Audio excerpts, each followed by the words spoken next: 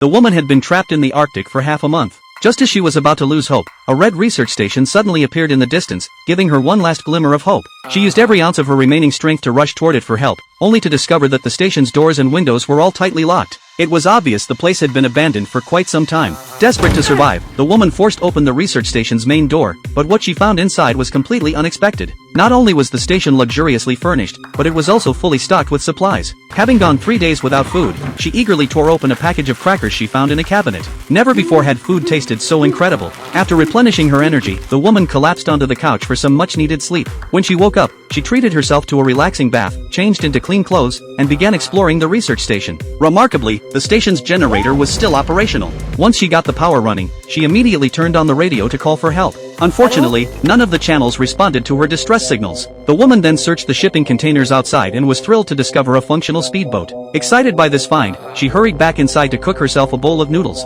For the first time in weeks, she felt hopeful about escaping the Arctic. But that night, sleep wouldn't come. Her seriously ill husband was still waiting for her on the other side of the Arctic. Early the next morning, she packed up supplies and set off in the speedboat toward the other side of the frozen wasteland. Her heart was heavy with anxiety. She had been gone for half a month and didn't even know if her husband was still alive. 3 hours later, she finally reached their original campsite, but there wasn't a soul in sight. Something felt terribly wrong. She quickly grabbed her flashlight and began searching the camp. Fortunately, she spotted a foot sticking out from a corner. She rushed over to check, but her husband appeared to be in a deep, death-like sleep. Tears of guilt streamed down her face, but before she could even apologize, her husband weakly opened his eyes. He had been clinging to his last breath, waiting for his wife to return. The woman held her husband close as they spent one final night at the camp, then loaded him onto the speedboat and raced back toward the research station. How would they ever escape this frozen, desolate island?